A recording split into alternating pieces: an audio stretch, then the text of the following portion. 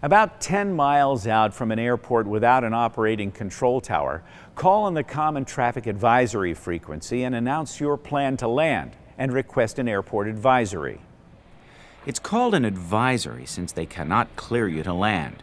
You may or may not get a reply since the person attending the Unicom may be busy doing other things. Call anyway because it alerts other aircraft in the area of your position and intentions.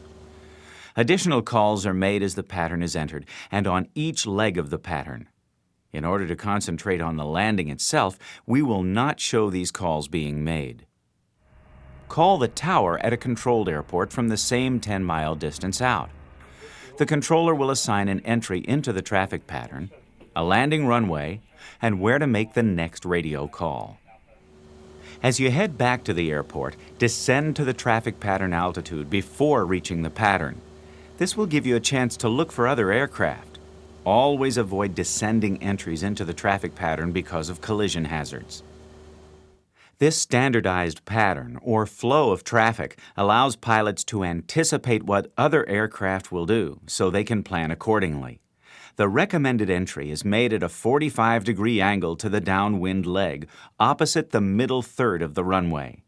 This is where pilots of other aircraft expect and are more alert for other aircraft. If approaching from the opposite side of the airport, enter the pattern 45 degrees to the upwind leg. At airports which have an operating control tower, the pattern entry is up to the controller. It can be right or left downwind, or base leg, or even a straight-in final approach. These variations of the traffic pattern are possible because the tower controller assigns landing priority. Now is the time to start the pre-landing checklist. Check all seat backs are upright, seats and seat belts secured and locked. Fuel selector on both. Mixture full rich, and the landing light on. Enter mid-downwind on a 45-degree angle and fly parallel to the landing runway. It's a good practice to fly all legs of the pattern at a close enough distance that in the event of a loss of power, you can make the runway safely. Sometimes this isn't possible at tower-controlled fields because the tower may ask you to fly further away or extend your downwind leg to accommodate other air traffic. On downwind, reduce power, but maintain altitude to slow the aircraft to the flap's operating speed range, shown by the white arc on the airspeed indicator. When, where, and how to lower flaps has been the subject of many discussions. Some flight instructors and pilots lower flaps by increments, a little bit on downwind, more on base, and the last bit on final approach. Others insist on extending full landing flaps all at once on final. Both methods have advantages and disadvantages. For now, we're going to concentrate on flying the pattern properly and leave the flap decisions to you and your instructor. Opposite the point of intended landing, the power is further reduced to about 1400 RPM while holding the airplane in the level flight pitch attitude with back elevator pressure. This will slow the Skyhawk to around 75 knots and start a descent of approximately 500 feet per minute. When the intended touchdown point is approximately 45 degrees behind the wing, initiate the turn to the base leg if there's no conflicting air traffic. Because the airplane is at a right angle to the runway, and so probably to the wind direction, the wind will tend to make the airplane drift away from the runway. To compensate for the wind effect, the turn from downwind to base leg can be more than 90 degrees, heading the aircraft slightly into the wind. This is called crabbing and keeps the ground track of the airplane at a right angle to the runway, just as you practiced when flying the rectangular course. Before beginning the turn to final, be sure to look for any air traffic that might be coming straight in on a long final.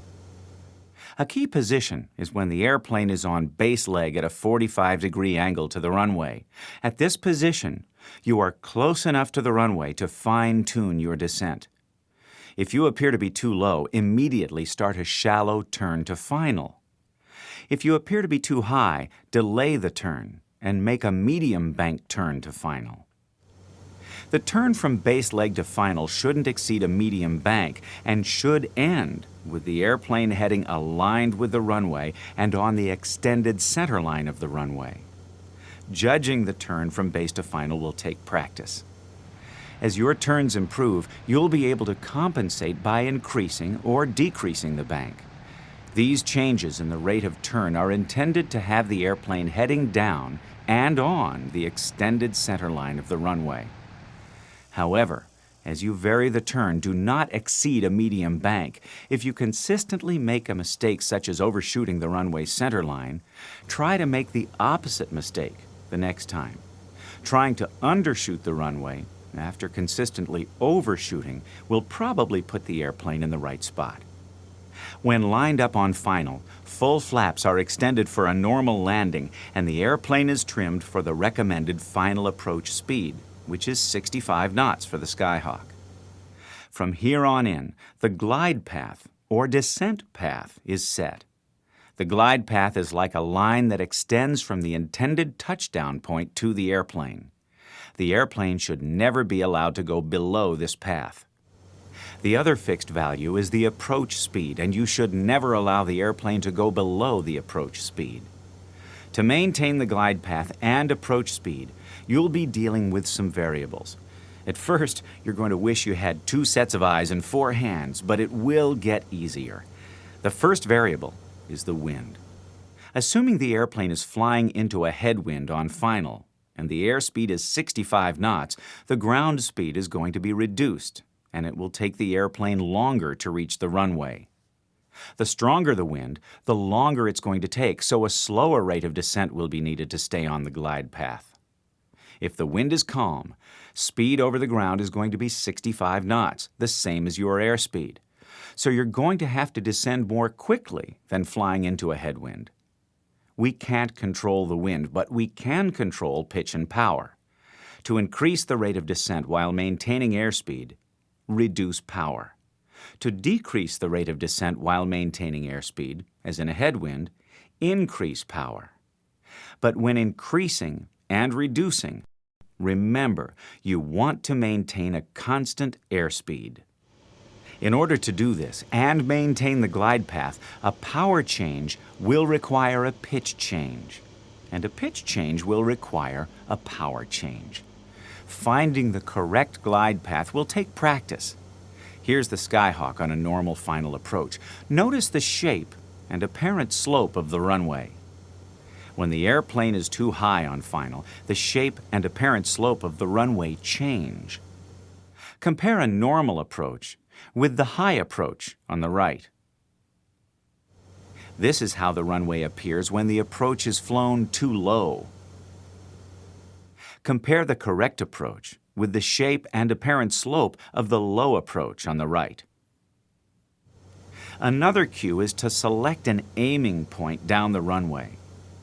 This can be a point between runway lights or a particular mark on the runway.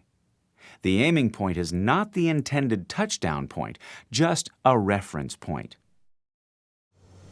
During the approach, align the aiming point with a place on the windshield. If the aiming point stays on the same place on the windshield, then you're on the right glide path. If the aiming point moves down on the windshield, then you're above the right glide path and overshooting. Compare a normal approach to the overshooting approach on the right. If the aiming point moves up on the windshield, you're below the glide path and will undershoot the intended touchdown point. Compare the normal approach to the undershooting approach on the right. In addition to controlling the glide path, keep the airplane aligned with the runway. As you get closer to the runway, don't fix your focus on one spot. Your vision should be focused from just over the nose of the airplane to the touchdown point and back again. Speed causes nearby objects to blur, so you should focus far enough ahead of the airplane to see objects clearly. Here's a proper landing from outside the airplane. As the airplane gets 10 to 20 feet above the runway, the nose is raised to begin the landing flare. The rate of descent is noticeably reduced, and the pilot lets the airplane slowly get closer to the runway. The nose keeps coming up as the airplane flies about a foot or so above the runway.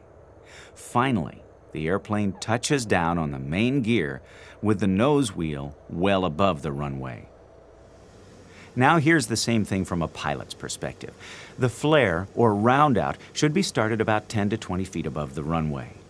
As you approach the runway and begin to slow by increasing the pitch of the nose, start to reduce engine power. As the airplane slows, shorten your focus to the point where objects are clear. In the beginning of the flare, you are trading airspeed for altitude in the form of a lower rate of descent. It's not an even swap, because drag always takes a commission on these transactions. By increasing the pitch attitude, the descent is slowed so that you can let the airplane slowly settle to about a foot above the runway. The pitch attitude, which stops the descent, will not keep the airplane there, so back pressure must be continually increased until there is no more airspeed to trade.